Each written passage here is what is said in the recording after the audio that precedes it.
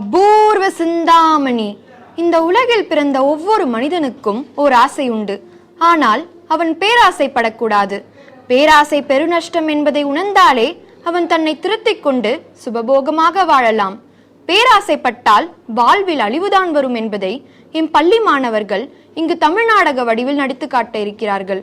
சந்நியாசி ஒருவன் இந்த உலகில் தான் நினைத்ததை அடைய வேண்டும் என்பதற்காக தவம் இருக்கிறான். சந்நியாசி தான் இழந்த அஷ்டமா சக்திகளை பெற தன் தெய்வத்திடம் முறையிடுகின்றான். அவனது தெய்வமும் அவனுக்கு யோசனை வழங்குகிறது. அதன்படி ஆதித்தபுரி நாட்டு இளவரசி அபூர்வ சிந்தாமணின் மூலம் சந்நியாசி நினைத்ததை அடைய முடியும் என்று ஒரு வழியை போதிக்கிறது. அந்த கபட சந்நியாசி தான் நினைத்ததை அடைந்தானா? அதற்கு இளவரசி அபூர்வ சிந்தாமணின் உதவி கிட்டியதா? அதற்கு சந்நியாசி என்னென்ன சித்து வேலைகள் செய்தான் என்பதை இங்கு தமிழ்நாடக வடிவில் கண்டு மகிழ்வோம். காட்சி 1. சந்நியாசி தனது இஷ்ட தெய்வத்தை நோக்கி தவம் செய்கிறான். இதோ. ஓம் ஐம் கிரீம் கிரீம் ஜண்டாய நமக. ஓம் ஐம் கிரீம் கிரீம் ஜண்டாய நமக. ஓம் ஐம் கிரீம் கிரீம் ஜண்டாய நமக. ஏ துறவி, என்னை அழைத்த காரணம்? பூதகணமே, என் ஆசை எல்லாம் நிறைவேற வேண்டும். கல்வி இருந்தும் கலைஞானம் இருந்தும் வாழ்க்கை போரில் நான் தோல்வி அடைவானேன். சித்திக்கும் காரிய சித்திக்கும் எவ்வளவு தூரம்? சந்நியாசி, நன்றாக யோசி. பூதகணமே, என்னை மன்னித்து விடு. இழந்த இன்பங்களை நான் பெற வேண்டும். எண்ணியதை முடிக்க வல்லமை வேண்டும்.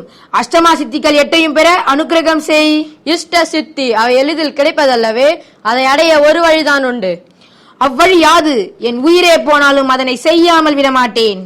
நீ 1000 தலைகளை கொண்டு வந்து அகோர யாகம் செய்ய வேண்டும். 1000 தலைகளா? 1000 தலைகளுக்கு நான் எங்கே போவேன்? எப்படி பெறுவேன்? அதையும் சொல்கிறேன். ஆதித்யபுரி மன்னன் மகள் அபூர்வ சிந்தாமணியை வைத்து உன் காரியத்தை முடி. அவள் அழகிற்கு 1000 பேர் என்ன? இந்த அகிலமே பலியாகட்டும். அபூர்வ சிந்தாமணி. காட்சி 2. प्रणवालय पाहि परिपालय परमेशी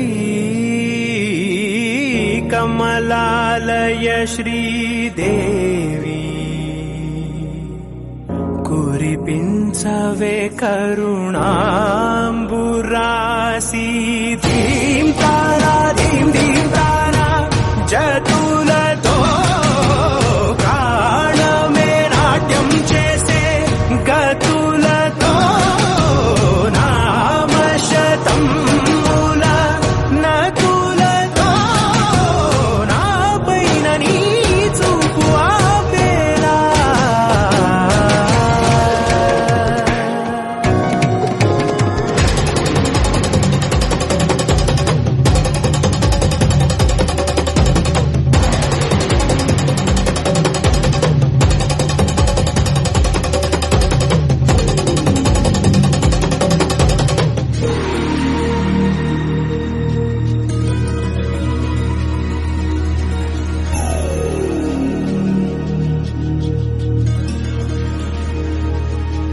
నా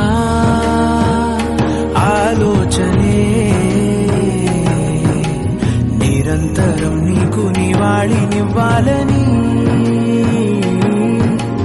నాలో ఆవేదనే నువ్వు ఆదరించేలా నివేదనవ్వాలని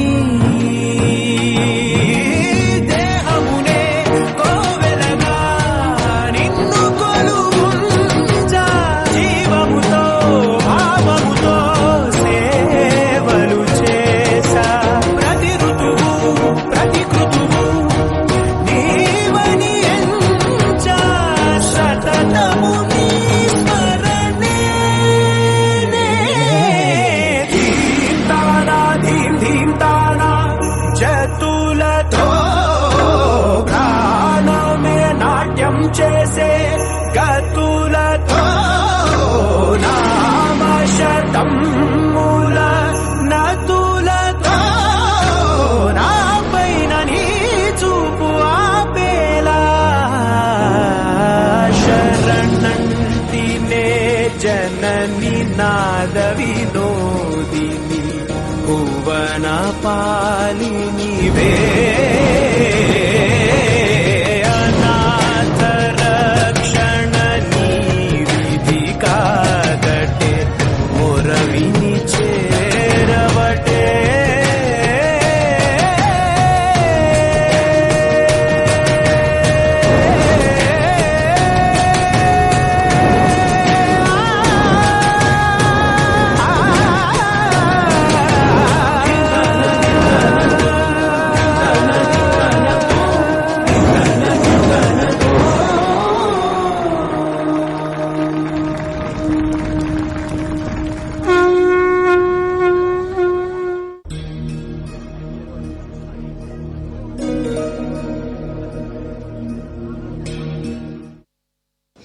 இளவரசி, மன்னர் வருகிறார். அப்பா, நீங்கள் சொல்லி அனுப்பியிருந்தால் நானே வந்திருப்பேன். சிந்தாமணி, உன் கல்வி நிலை அறிந்து மேற்கொண்டு சிறந்த கல்வியை போதிப்பதற்கு எங்கு தேடியும் ஆசிரியர் கிடைக்கவில்லை. மன்னா, இளவரசிக்கு கல்வி எதற்கு? செங்கமலம், எனக்கு பின் இந்த நாட்டை ஆளப் பிறந்தவள் என் மகள். அதுவும் அல்லாமல் அவள் மேலும் கல்வி அறிவை பெற்றால்தான் இந்த நாட்டை சுற்றி இருக்கும் வல்லூர்களின் பிடியிலிருந்து காப்பாற்ற முடியும். நல்லதரசே, ஆட்சி கட்டிலில் அமரப்போகும் இளவரசி சிந்தாமணி வீரத்தில் மட்டுமல்ல, அறிவிலும் சிறந்தவராக இருக்க வேண்டும். செங்கமலம், உன்னை தோழியாக அடைய நான் கொடுத்து வைத்திருக்க வேண்டும். சிந்தாமணி, எனக்கு ஒரு யோசனை. நம் அவை புலவர்கள் எல்லாரையும் ஒன்று திரட்டி உனக்கு கற்றுக் கொடுக்க சொல்லலாமே. அரைக்குருடனுக்கு முழுக்குருடன் வழிகாட்டியது போலத்தான் நமது அவைப்புலவர்களின் திறமையை பற்றி எனக்கு நன்றாகவே தெரியும். அவர்களிடமிருந்து நான் கற்றுக்கொள்ள என்ன இருக்கிறது? அப்போ உன் அறிவு பசிக்கு தீனி போடுவது யாரம்மா? அரசே, மகா கல்வி பண்டிதரான சன்னியாசி ஒருவர் தங்களை காண வந்திருக்கிறார். வரச் சொல். தங்கள் வருகையால் நான் தன்யனானேன். நமச்சிவாயம். மன்னா, நீ வாழ்க. துறவியே, இது என் மகள் சிந்தாமணி. அவளுக்கு தாங்கள் தான் மேல் கல்வி கற்றுக் கொடுக்க வேண்டும்.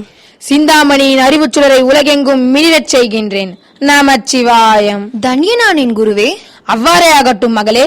நமச்சிவாயம். காட்சி 3. மன்னா, உன் மகள் சிந்தாமணி இந்த குறுகிய காலத்திற்குள் நன்கு கற்றறிந்த யுவதியாகிவிட்டாள். மிக்க நன்றி துறவியே. அதை நான் எப்படி உணர்வேன்? தங்களுக்கு சந்தேகம் இருந்தால் இதோ பரீட்சித்து பார்த்து விடலாம். நமச்சிவாயம். சிந்தாமணி, நான் கேட்கும் கேள்விகளுக்கு பதிலை கூறு. நமச்சிவாயம். அப்படியே ஆகட்டும் குருவே. உலகை படைப்பது எது, காப்பது எது, அழிப்பது எது? உலகை படைப்பது எண்ணம், காப்பது அன்பு, அழிப்பது கோபம். உலகில் சுலபமானது எது, கடினமானது எது? உலகில் சுலபமானது பிறருக்கு அறிவுரை கூறுவது, கடினமானது தான் சொன்னபடி தானே நடந்து கொள்வது. ஒரு பெண்ணுக்கு வேண்டியது எது, வேண்டாதது எது? ஒரு பெண்ணுக்கு வேண்டியது அடக்கம், வேண்டாதது பிடிவாதம். அருமை துறவியே, அருமை. தங்களுக்கு மிக்க நன்றி. அதோடு என் மகளுக்கு என் நாட்டு மன்னன் பொருத்தமாக இருப்பான் என்பதை தாங்களே தேர்ந்தெடுத்து தர வேண்டும். மன்னா, உன் மகள் அறிவில் சிறந்தவள். அவளை மணக்கக்கூடியவன் எல்லாவற்றிலும் சிறந்தவனாக இருக்க வேண்டும். அவனிடம் 3 கேள்வி கேட்க வேண்டும். மகளே, உனக்கு இதில் சம்மதமா? குருவே, எனக்கு பரிபூர்ண சம்மதம். மேலும் சொல்கிறேன், கேள். இங்கு தனியாக மேடை அமைக்க வேண்டும். அதில் ஒரு சிம்மாசனம் அமைக்க வேண்டும். நான் தரும் மந்திரவாளுடன் நீ அதில் அமர்ந்திருக்க வேண்டும். நான் சொல்லித் தரும் 3 கேள்விகளை அவனிடம் கேட்க வேண்டும். நான் இங்கு சிம்மாசனத்திற்கு பின்னால் மறைந்திருப்பேன். கேட்கும் கேள்விகளுக்கு சரியான பதில் சொன்னால் நான் மௌனமாக இருப்பேன். இல்லையேல் நான் 3 முறை பலகையை தட்டுவேன். உடனே நீ உன் கையில் இருக்கும் வாளால் அவன் தலையை சீவ வேண்டும். நமச்சிவாயம். அப்படியே ஆகட்டும் குருவே. சிந்தாமணி, இந்த விஷப்பரீட்சை தேவைதானா? அப்பா, என் அறிவுக்கு சமமான ஒரு இளவரசன் வேண்டும். நான் கேட்கும் கேள்விகளுக்கு பதில் தந்தால் மனம், இல்லையேல் மரணம். மரணம் தேவையா? தேவைதான் அப்பா. இல்லாவிடில் வெளியே சென்று இந்த கேள்விகளை மற்றவர்க்கும் சொல்லுவான். அதனால் மரணம் அவசியம்தான். ஆகட்டும் மகளே, உடனே முரசறிந்து எல்லா நாட்டு மன்னர்களுக்கும் தெரிவித்து விடுகின்றேன். ஓம் நமச்சிவாயம். காட்சி 4. இளவரசியாருக்கு வணக்கம். தங்கள் கேள்விகளுக்கு பதிலளிக்க இளவரசன் ஒருவர் வந்திருக்கிறார். வரச் சொல். கேள்விகளை கேட்கலாமா?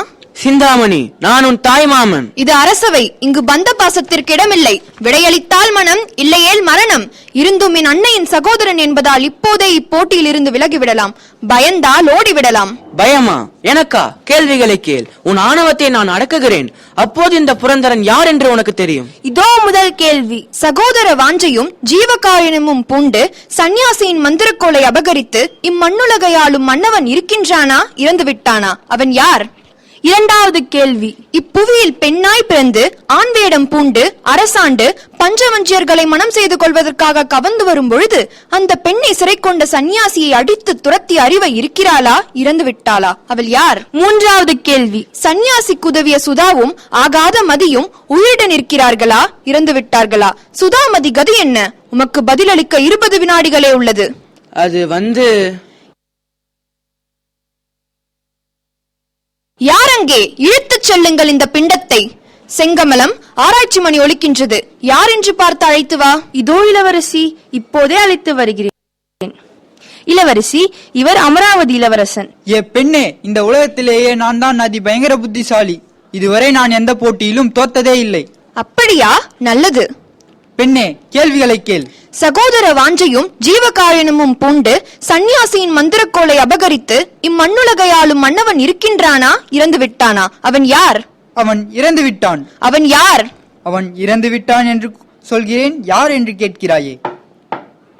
தவறான பதில். அடுத்த கேள்வி.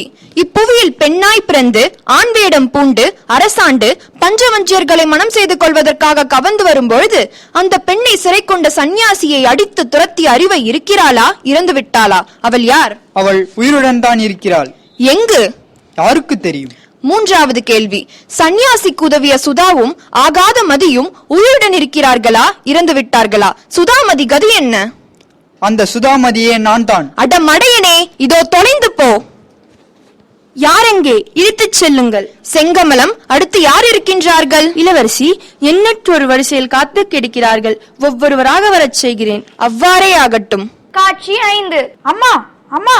மெய்யழகா, என்ன நடந்தது? ஏன் பதற்றத்தோடு வருகிறாய்? நீ இந்த மங்களாபுரி நாட்டின் இளவரசன், இப்படி பதற்றப்படலாமா? நான் இப்படி இருப்பதற்கு நீங்கள் தான் காரணம். என் அண்ணன்மார்கள் 6 பேரும் சொல் புத்தி கேட்காமல் துர்மரணம் அடைந்த செய்தி ஏன் எனக்கு தெரியாமல் மறுத்தீர்கள்? அன்னையே, ஏன், எதற்காக, எப்படி என் அண்ணன்மார்கள் 6 பேரும் இறந்தார்கள்? அதை ஏன் கேட்கிறாய்? நீ கல்வி கற்க தூரதேசம் சென்ற வேளையில் நடந்தது. உனக்கு அது தெரிய வேண்டாம். நீ மட்டும் எங்களுக்கு போதும். அன்னையே, இப்போது நீங்கள் சொல்லவில்லை என்றால் என் கழுத்தை அறுத்து நானே என்னை மாய்த்துக் கொள்வேன். அப்படியெல்லாம் செய்து விடாதே. சொல்கிறேன். ஆதித்தபுரி மன்னன் மகள் தலை வாங்கிய அபூர்வ சிந்தாமணி என்பவள் தன்னை மணக்க வருபவரிடம் 3 கேள்விகள் கேட்பதாக கூறி விடை தருபவரை மணப்பதாகவும் தவறான விடை தருபவரை தலையை வெட்டுவதாகவும் வைராக்கியத்தோடு செய்து வருகிறாள். என்ன விந்தை! அவளை பார்க்க சென்ற மன்னர்கள் பலர் மடிந்தார்களே ஒழிய யாரும் பதிலளிக்கவில்லை. உன் அண்ணன்மார் 6 பேரும் எங்கள் சொல் பேச்சை கேளாமல் தலை வெட்டுண்டு மடிந்து போனதுதான் மிச்சம். ஆஹா, ஒரு அற்ப பேதையின் கையில் என் அண்ணன்கள் 6 பேர் மடிந்தார்களா? ஆண்களின் தலை எடுக்கும் அந்த கொலை பாதகி இன்னும் உயிரோடு தான் இருக்கிறாளா? இதற்கு தானப்பா உன்னிடம் சொல்லாமல் மறைத்தோம். அம்மா, என் சகோதரர்களை கொன்ற அந்த சதிகாரியை பழிக்கு பழி வாங்க வேண்டும். நான் சென்று விடையறிந்து அந்த கொலகாரியின் கொட்டத்தை அடக்கி அவளை சிரசேதம் செய்துவிட்டு வருகிறேன். மகனே, இந்த விஷ பரீட்சை வேண்டாம். நீ எங்களுக்கு வேண்டும். அம்மா, அண்ணன்மார் போன்று முட்டாளாக இருக்க மாட்டேன். முதலில் அவள் இருக்கும் இடத்தை ஆராய்ந்து என்ன கேள்விகள் என்பதை ஆராய்ந்து அந்த அபூர்வ சிந்தாமணியின் கொட்டத்தை அடக்கி அவளை சிறைப்படுத்தி விட்டுத்தான் நம் நாட்டுக்கு திரும்புவேன். இது சத்தியம். காட்சி 6. மகளே, இதுவரை எத்தனை தலைகள் வாங்கியிருக்கிறாய்? குருவே, இதுவரை 999 தலைகளை கொய்திருக்கிறேன். இன்னும் வேண்டியது ஒரு தலைதான். என் காரியத்தை சாதிக்க, நான் நினைத்ததை நடத்தி முடிக்க இன்னும் ஒரு தலை பாக்கி. என்ன சொல்கிறீர்கள் குருவே? இன்னும் ஒரு தலை வாங்கினால் 1000 தலை வாங்கிய அபூர்வ சிந்தாமணி என்று பெயர் பெறுவாய் மகளே. அதற்காகத்தான் இவ்வளவும். ஆராய்ச்சி மணி அடித்தால் சொல்லி அனுப்பு, வருகிறேன். நமச்சிவாயம். அப்படியே ஆகட்டும் குருவே. இளவரசி, ஏன் கலக்கமாக உள்ளீர்கள்? அது ஒன்றுமில்லை செங்கமலம். 999 தலைகளை வெட்டி வீழ்த்தி விட்டேன். ஆனால் இன்னும் ஒரு தலை பாக்கி. இதுவரை யாரும் வந்த பாடில்லை. கவலை வேண்டாம் இளவரசி. ஏதாவது ஒரு மடையன் சிக்க மாட்டானா என்ன? நான் என் அப்பாவை பார்த்துவிட்டு வருகிறேன். ஆராய்ச்சி மணி அடித்தால் சொல்லி அனுப்பு, வருகிறேன். அப்படியே ஆகட்டும் இளவரசி. யாரெங்கே? இந்த மணிமண்டபத்தில் ஒளிந்து கொண்டிருந்து வேவு பார்க்கும் மடையனை வெளியே வா. பெண்ணே, என்னை காட்டி கொடுத்து விடாதே. என் பேர் சங்கமலம்.